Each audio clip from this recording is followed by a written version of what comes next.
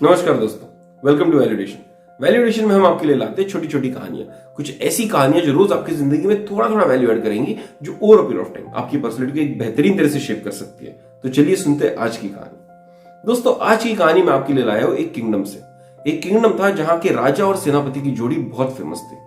जहां की राजा जो था एक बहुत एबल एडमिनिस्ट्रेटर था, एक बहुत बढ़िया पॉलिटिशियन था, जो सॉफ्ट पावर में अपनी ताकत रखा करता था और अपनी बातचीत से आजू बाजू वाले राजाओं को, अपने सेनापति को, अपने कॉर्टियर्स को अपने कंट्रोल में रखा करता था। और वहां का जो सेनापति था एक बहुत ब्रिलियंट योद्धा हुआ करता था। उसके चर्चे पूरे देश भर में थे और जब भी किसी दुश्मन सेना को पता चलता था कि सेनापति अपनी आर्मी लेकर उनके ऊपर अटैक करने के लिए आ रहा है, वो वैसे ही हार मान लेता था।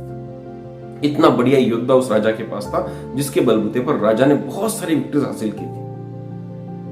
सेनापति एक बहुत अच्छा तीरंदाज था, एक बहुत अच्छा आर्चर था, एक बहुत अच्छा सोर्ड्समैन था, एक बहुत अच्छा तलवारबाज भी था और बहुत सारे डिफरेंट शस्त्रों में उसको महारत हासिल था। सेनापति ने अपने राज्य की, अपने राजा की पूरी 30 साल तक पूरी निष्ठा के साथ सेवा की, पूरी बहादुरी के साथ सेवा की और आज उनका किंगडम उस पोजीशन पे था कि जहां सारे किंगडम्स आजू बाजू के उनसे चला करते थे।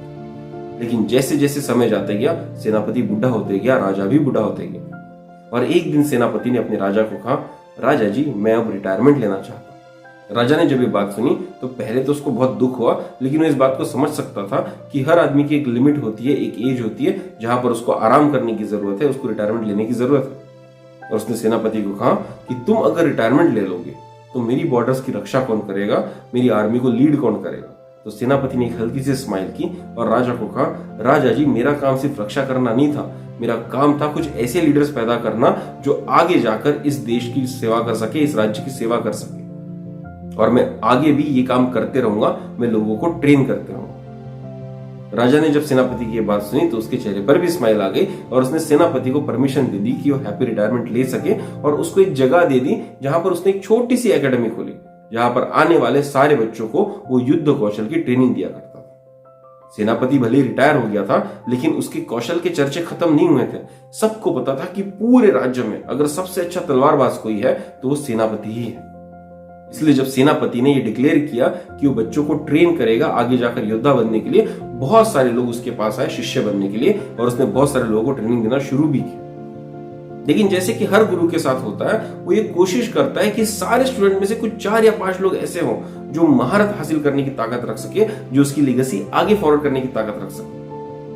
तो इसी प्रयास में सेनापति के पास एक शिष्य था जो बहुत अच्छा तलवारबाज बनते जा रहा था और शिष्य की भी ये तमन्ना थी कि वो सेनापति से भी बेहतरीन तलवारबाज बन सके। तो दिन भर सेनापति के साथ रहता था, मतलब कि अपने गुरु के साथ रहता था और जो भी कुछ सीख सकता था पूरी चीजें उनसे सीख रहा था।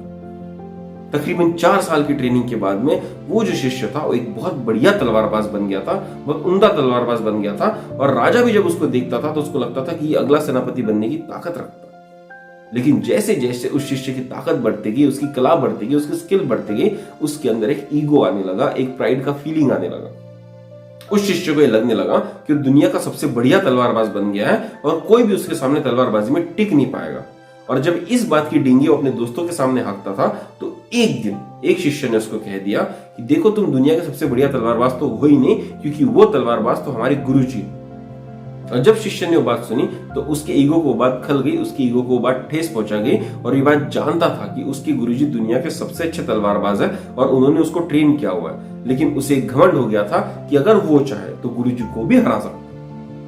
तो उस शिष्य के दिमाग में जब ये बातें चली रही थी तो उसने अगले 3-4 महीने खुद को बहुत बेहतरीन तरह से ट्रेन किया और एक दिन वो सीधा राजा के पास चला गया और राजा के पास जाकर बोलता है, राजा जी, मैं इस राज्य का सबसे बढ़िया तलवारबाज हूं, मैं एक बहुत बढ़िया योद्धा हूं, मेरे समान योद्धा आपको पूरे राज्य में नहीं मिलेगा, पूरे देश में नहीं मिलेगा, इसीलिए आप मुझे सेनापति बना दीजिए। राजा ने उस लड़के को देखा और एक हल्की सी स्माइल दी और उसको कहा, मैं जानता हूं तुम एक बहुत बड़े महारथी हो, तुम एक बहुत कुशल योद्धा हो और तुम में पूरा पोटेंशियल है कि तुम इस राज्य के सेनापति बन सको, इस राज्य को लीड कर सको, लेकिन वो सेनापति बनने वाला दिन आज का नहीं है।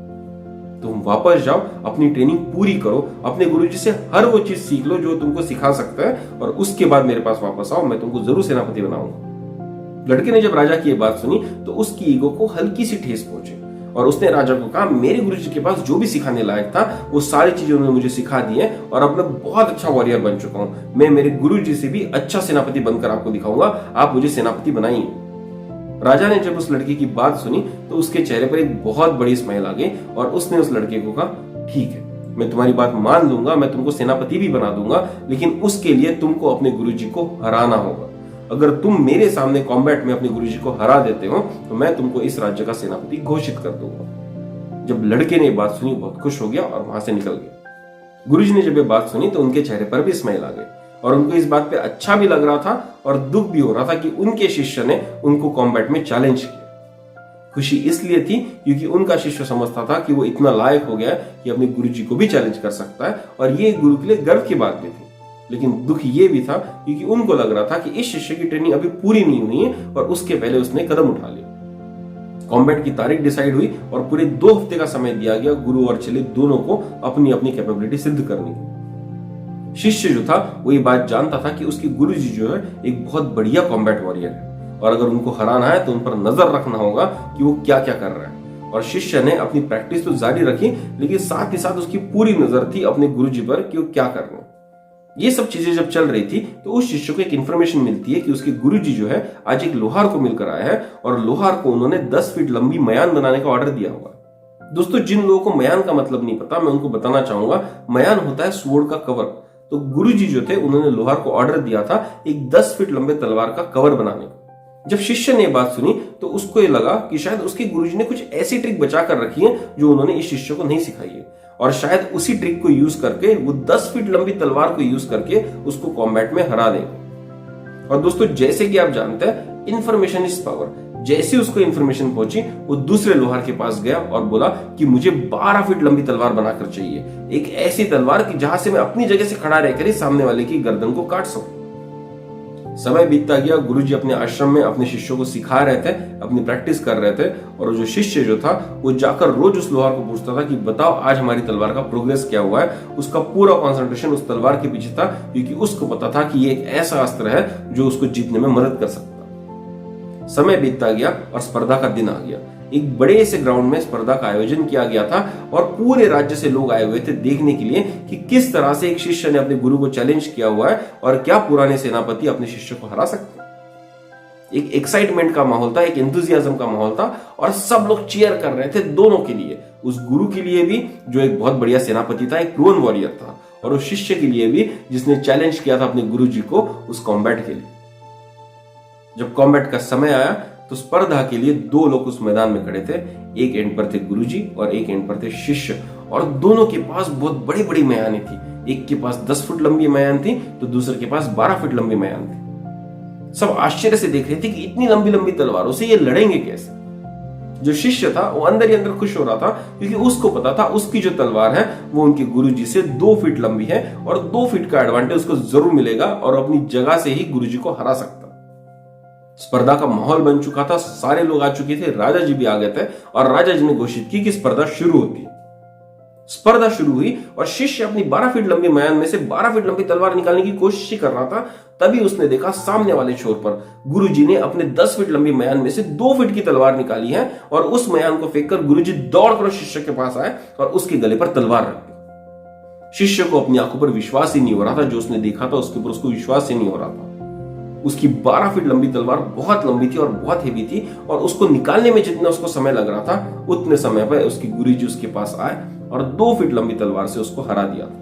शिष्य ने अपने गुरु की तरफ देखा, एक हल्की सी स्माइल की और अपना आत्मसमर्पण कर दिया, अपनी हार मान ली। और उस दिन उसको एक बहुत इंपॉर्टेंट लेसन मिला था और लेसन ये था कि he should not carry a false sense of ego, a false sense of pride. In life is a continuous learning experience, क्योंकि जंग जो होती है वो दिमाग से जीती जाती है, हथियारों से।